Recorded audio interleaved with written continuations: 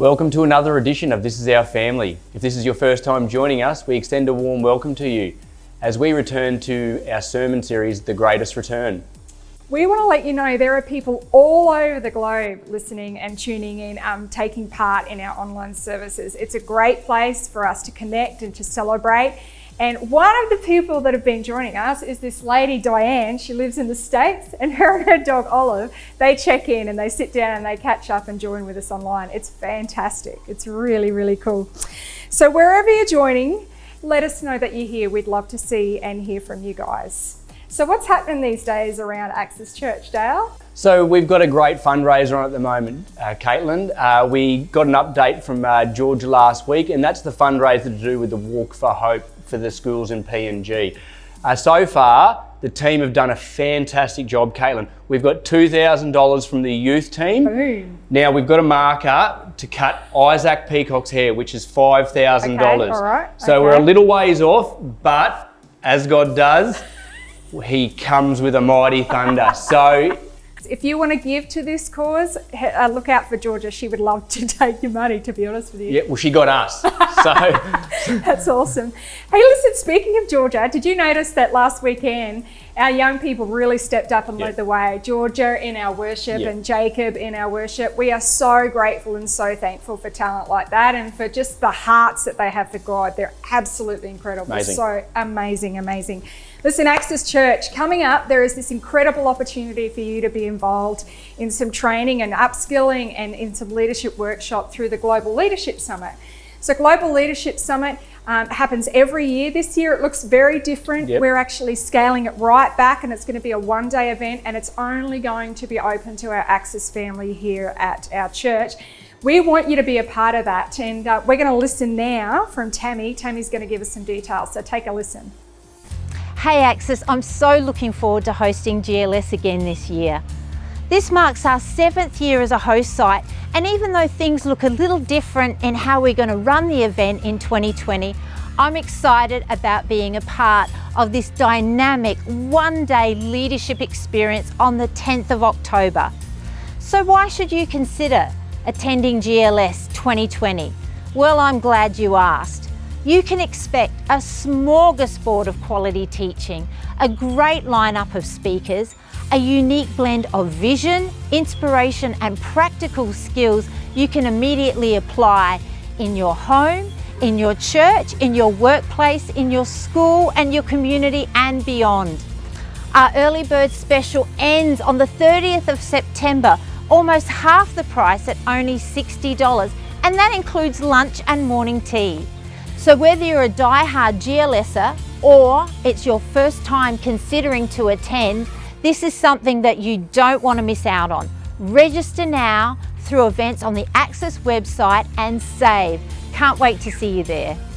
So Caitlin, our Tuesday night prayer group has been meeting over Zoom throughout the COVID season. But fantastic news, we have an opportunity on September the 29th from 7 to 8 p.m. to get back into the building, and Jono's even going to dust off the old hymn book. So we're looking to raise the roof, guys. So please, if you can, come along and join in for this first time to be back in church with the prayer team. If Access is your home church, we invite you to partner with us financially. You can either text GIVE to the number on screen or navigate through accesschurch.org.au/give and use the direct debit details there. Once again, guys, we just want to thank you for the generosity you've shown the church and know that it's all going to the right causes.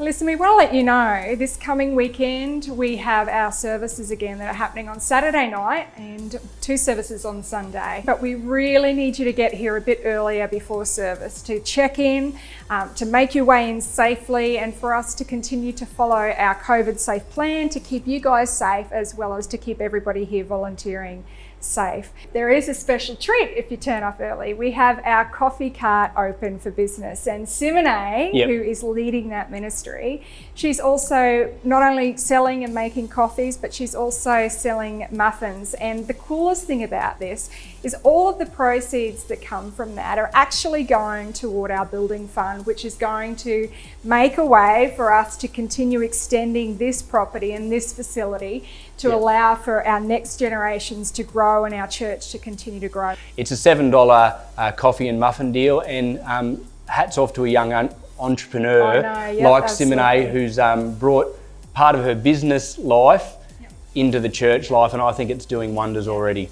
Right now, Dale, we're actually going to get an update from John, one of the guys that's actually leading our building committee. So let's take a listen to what John has to say and see where we're at. Hey John, great to see you again. We chatted a few weeks back about the building forum that was had, and then we sent out a survey to the church as a result of that forum and for extra feedback. What were the learnings from the survey? Well, firstly, thank you to everyone involved. We received a lot of feedback and a lot of great feedback, and if I can summarise, it's showing we're on the right track for what we're thinking about. During the forum we had here, the theme was, and again reinforced in the feedback, was let's get this right, let's go big, let's not have regrets afterwards. And all the areas that we're thinking of including, people are showing high levels and priority on completing each of those.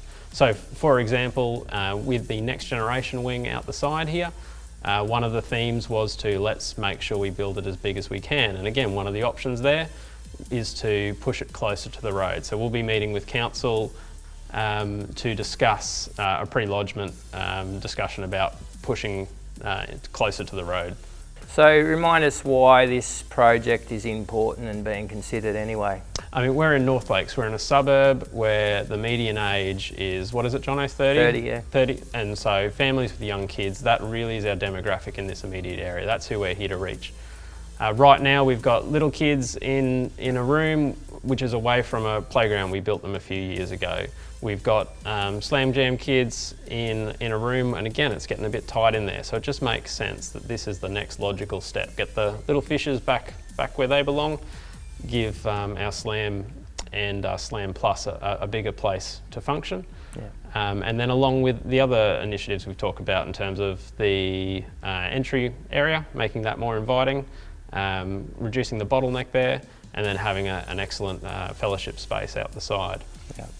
So some people are going to be thinking, well, I'll think about giving to this project when it's closer to being a reality. What would you say to that? Oh, well, look, that's great, but at the same time, let's if we can, let's start giving now. We need to be demonstrating our ability to service alone if we're going that way, or hopefully we need to be working towards the point where donations are funding a large proportion of this endeavour.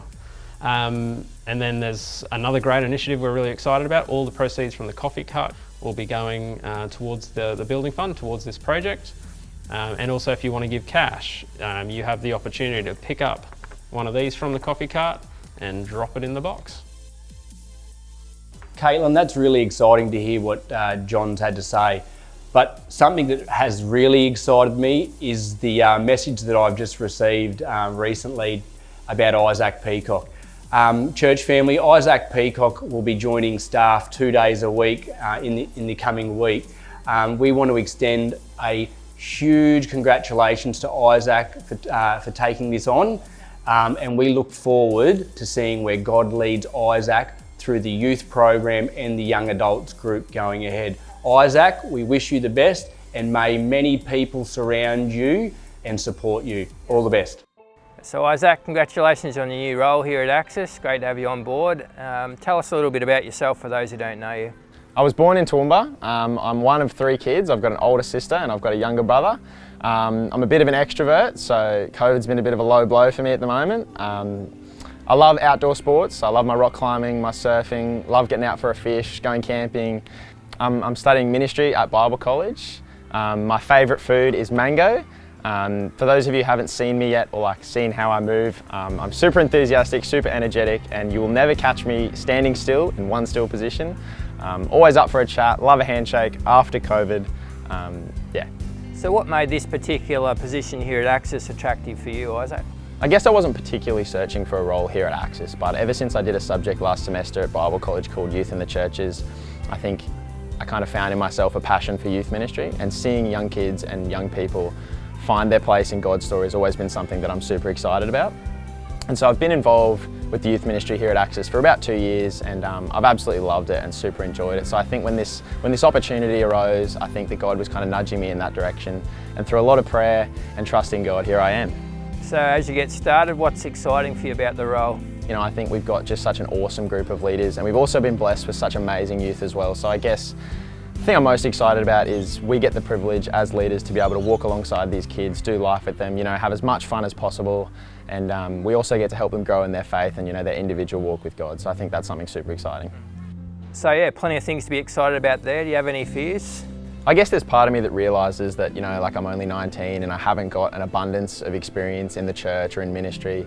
But I guess, and I've seen Jo, she's been behind the scenes and kind of been the youth director for this past year. And there's so many things that she's done that's just been the glue of the ministry. And now that responsibility's transferred over to me, and I'm kind of freaking out a little bit and I'm kind of overthinking it. But no, but I am really excited, and I do see that challenge as a positive where I get to grow with God, and I'm kind of forced to trust Him in this space. So I'm looking forward to that, and I'm looking forward to being able to grow with God and the team, and it's going to be good either way. No fears. So as you begin this new role, how could the church pray for you? You know, I think the church needs to start praying for you and the church board, but I think specifically for, you know, wisdom and discernment to know what to do in any and every situation. I feel like there's going to be lots of diverse situations where I feel like I'm going to have to manage certain things and be put in certain positions. So I guess the wisdom and discernment would probably be the main thing. Great stuff. Yeah.